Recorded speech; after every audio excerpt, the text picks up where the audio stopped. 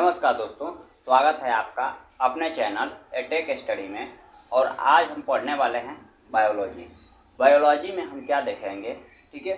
जो हमारा पहला चैप्टर है बायोलॉजी का, इंटरमीडिएट का, जिसमें कि इम्पोर्टेंट क्वेश्चन हम कराना चालू कर रहे हैं आपसे, ठीक है। और इम्पोर्टेंट क्वेश्चन सारे सिलेबस का, मतलब कि जो आपका सिलेबस है बायोलॉजी का, जो 14 लेसन जो भी है, ठीक, उसमें तक उस सारे क्वेश्चन आपको, जितने भी इम्पोर्टेंट क्वेश्चन हैं वो सारे हम करा देंगे।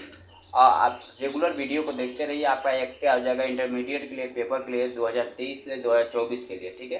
ये जो बच्चे पढ़ रहे हैं 2023 से 2024 में जो पेपर देंगे उनके लिए वीडियो है। और अगले लोग भी पीछे देख सकते हैं जो कि नॉलेजेबल वीडियो भी है। तो उसमें आज इम्पोर्टेंट क्वेश्चन देखेंगे। यह क्वेश्चन बहुत बार पूछा है, तो इसको आप छोड़ने की कोशिश मत करिएगा। यानी जब आए हैं चैनल पर तो ज़रूर इसको देखकर पूरा वीडियो को देखिएगा, जिससे आपको बेहतरीन तरीके से समझ में आ जाए और याद हो जाए, ठीक। और वीडियो को लाइक कर दीजिएगा। चलिए हम स्टार्ट करते हैं। तो देखिए, पहले हम लोग को आज करना क्या है, लघु बीजाण जनन, यानी पुष्पों में लघु बीजाण जनन को हमको समझना है कि लघु बीजाण जनन का निर्माण कैसे होता है, यानी नर युग्मक का निर्माण कैसे होता है। यानी पुष्प के अंदर जो पुरुष का है, जो बीज उसमें बनता है, यानी जो पुरुष वाला भाग होता है। आपको तो मालूम होगा कि पुष्प में पुरुष वाला भाग कौन सा होता है, ठीक है। और वर्तिका क्या होता है, वर्तिका क्या होता है, अगर नहीं मालूम है तो हम इस पर भी वीडियो बना देंगे। देखिए, तो जो पुष्प का जो भाग होता है, जो पराग कोष होता है, ठीक है, क्या होता है, यह जो दिख रहा है यह पराग कोष है। देखिए, हम गिरने से बच गए। देखिए, यह क्या है, पराग कोष, इसे हम कहते हैं पराग कोष।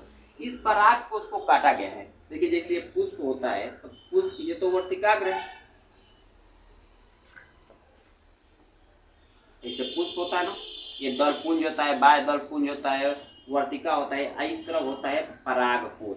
यही तो है पराग कोष, जो दिख रहा है। इसी पराग कोष को हम बीच से काटे हैं, जिसके कारण यह आपको देखने को मिल रहा है, ठीक।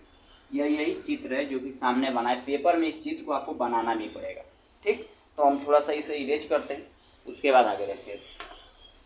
तो देखिए, ये जो पराग कोष है, ठीक है, यानी लघु बीजाण जनन, इसमें क्या होता है, इसमें बीच में देखिए ये छोटे छोटे दिख रहे हैं ना, यही परागकण है। इसका निर्माण इसके अंदर कैसे हुआ है, उसी को मैकेनिज्म को हम लोग समझेंगे। और ये बीच में जो दिख रहा है, इसमें वाहिनी ऊतक भरा होता है। क्या होता है, जो खाली जगह होता है उसमें वाहिनी ऊतक भरा होता है, तो उसके बारे में हम लोग समझेंगे। तो देखिए, सबसे पहले क्या होता है कि इसमें अधोस्तरीय कोशिका होती है पराग कोष के अंदर, ठीक है। इस पराग कोष के अंदर यहाँ पे लिखते हैं, पराग कोष के अंदर अधोस्तरीय कोशिका होती है। पराग कोष के अंदर क्या होती है, अधोस्तरीय कोशिका होती है। इस पराग कोष के अंदर क्या होता है, ये कटा हुआ है। इस पराग कोष के अंदर अधोस्तरीय कोशिका होती है। इस अधोस्तरीय कोशिका में क्या होता है, इसमें होता है विभाजन, और ये विकसित कर जाती है। अधोस्तरीय कोशिका क्या होती है, विकसित कर जाती है, और विकसित करके, ठीक, यह बनाती है प्रपशु कोशिका। क्या बनाती है, प्रपशु कोशिका, ठीक है। प्रपशु कोशिका, ये विकसित कर प्रपशु कोशिका बनाती है।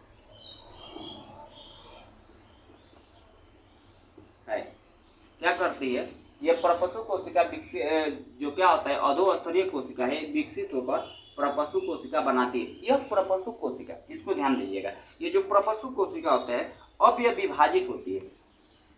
अब यह विभाजित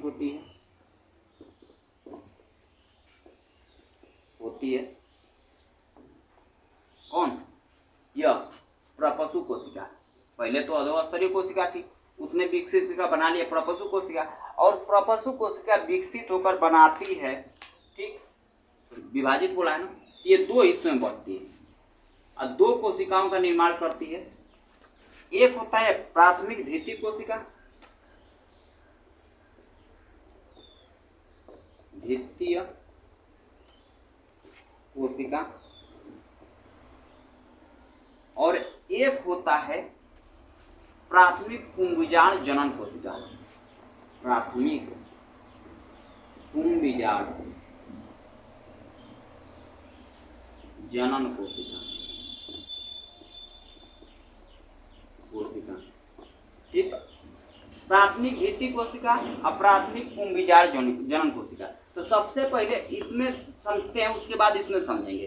तो इसमें जो प्राथमिक भित्ति कोशिका होती है, ये जो प्राथमिक भित्ति कोशिका होती है, यह प्राथमिक भित्तीय कोशिका क्या करती है कि इसमें हो जाता है समसूत्री विभाजन, और समसूत्री विभाजन कर यह कई स्तरों का निर्माण करती है। ये 3 प्रकार की कोशिका बनाती है, जिससे हम कहते हैं, पहला कहते हैं अंतःस्तर, दूसरा होता है मध्य स्तर, और तीसरा होता है टेपिटम स्तर, ठीक है। जो प्राथमिक बोले हैं, प्राथमिक भित्ति कोशिका होती है, उसमें समसूत्री विभाजन होता है। विभाजन के दौरान वो बना लेती है अंतः स्तर, मध्य स्तर और टेपिटम स्तर। अब इन तीनों को विभाजित होने के बाद अब इसके बारे में समझते हैं। प्राथमिक पुंबीजाण जनन कोशिका, इसमें भी समसूत्री विभाजन होता है। इसमें भी क्या होता है? समसूत्री विभाजन।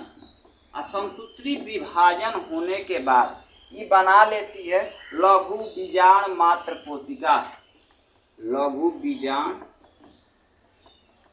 मात्र कोशिका।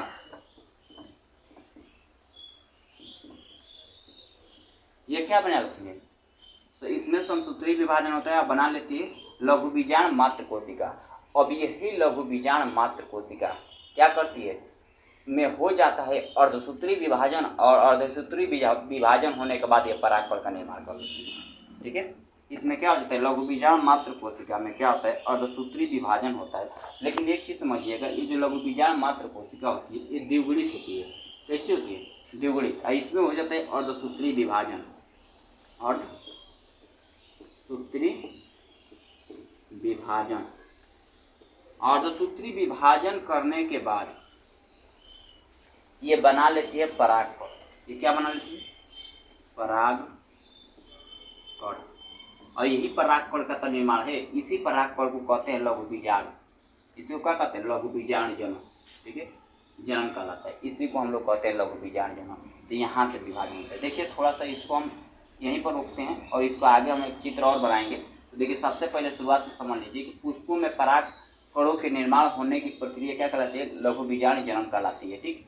और यहाँ पर क्या बोला है कि परागकण के अंदर अधोस्तरीय कोशिका होता है। जो परागकण होते हैं यानी परागकोश होते हैं, परागकोश के अंदर, ठीक है, या पराग के अंदर अधोस्तरीय कोश लिख लीजिएगा यहाँ पर, परागकोश। परागकोश के अंदर अधोस्तरीय कोशिका होता है। इस अधोस्तरीय कोशिका में अधोस्तरीय कोशिका विकसित कर जाती है, विकसित करके बना लेती है प्रपसु कोशिका बना लेती है। अब इसमें हो जाता है विभाजन, ये विभाजित होकर यह समसूत्री विभाजन, ठीक है। तो इस विभाजित करके बना लेती है प्राथमिक भित्ति कोशिका, दूसरा बना लेती है प्राथमिक पुंबीजाण जनन कोशिका। अब इसमें होता है समसूत्री विभाजन। ये 3 प्रकार की कोशिकाओं का निर्माण करती है, अंतः स्तर, बाह्य स्तर और टेपिटम स्तर। उसके बाद प्राथमिक पुंबीजाण जनन कोशिका, इसमें होता है समसूत्री विभाजन पहले, उसके बाद लघु बीजाण मात्र कोशिका बनाती है जो कि द्विगुणित होती है, और उसके बाद क्या है, इसमें हो जाता है अर्धसूत्री विभाजन, और अर्धसूत्री विभाजन के बाद ये बना जाती है परागकण। यही बनाना था हमको। इतनी बातें आप पेपर में लिखते हैं तो आपको फुल मार्क्स मिलेंगे, ठीक। लेकिन इससे पहले आपको इसमें इसके चित्र बनाना पड़ेगा। इन जो नीचे जो ये बातें हम लिखे हैं यहाँ से यहाँ तक, इसको चित्र बनाना पड़ेगा। देखिए, यहाँ पर चित्र बनाते हैं।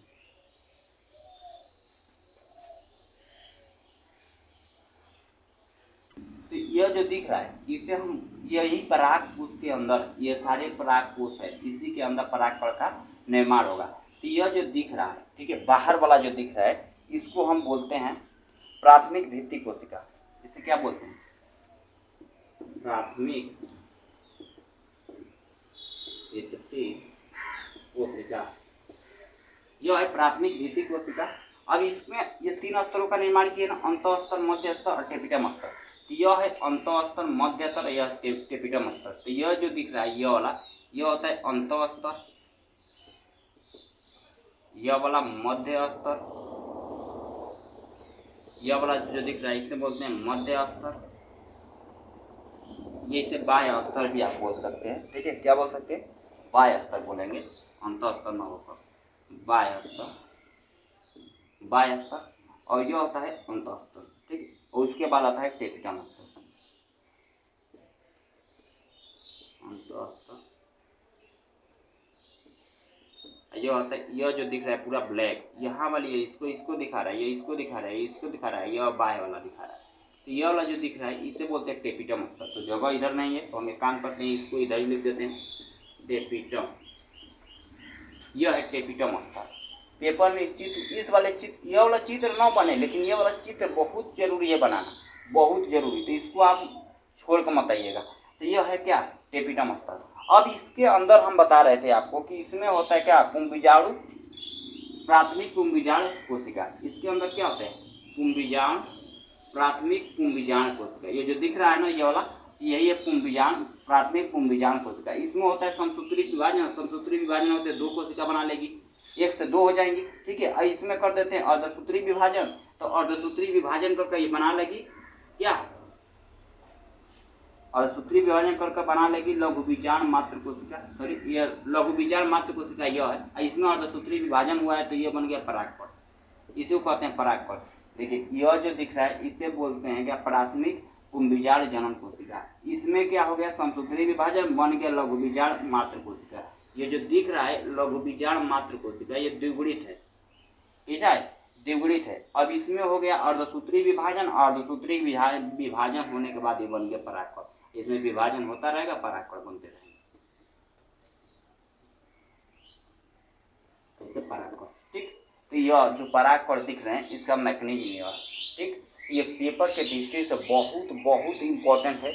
इसको आप पेपर में कई बार क्वेश्चन किया है, किसी न किसी सेट में किया ही रहता है। तो इसको आप तैयार कर लीजिए, इसका स्क्रीनशॉट ले लीजिए, ठीक। फिर हम हट जाते हैं। हाँ, तो आपने इसका स्क्रीनशॉट ले लिया। तो चलिए आज के लिए बस इतना ही रखेंगे और कल मिलेंगे इसी के साथ एक नई वीडियो में। तो वीडियो आपको कैसा लगा, ठीक है, ये आप कमेंट करके बताइए। और अच्छा लगा हो तो वीडियो को लाइक कीजिए और अपने दोस्तों तक, देखिए अपने दोस्तों तक जरूर शेयर कर दीजिए, कहीं कि आप आगे बढ़ रहे हैं तो उनको भी साथ में लेकर चलिए, ठीक है। कहीं कि दोस्ती होता है कि जो क्या करता है, जिंदगी भर साथ देता है और दुनिया में कोई आपका साथ नहीं देगा, ठीक है। तो चलिए आज के लिए बस इतना ही रखते हैं और कल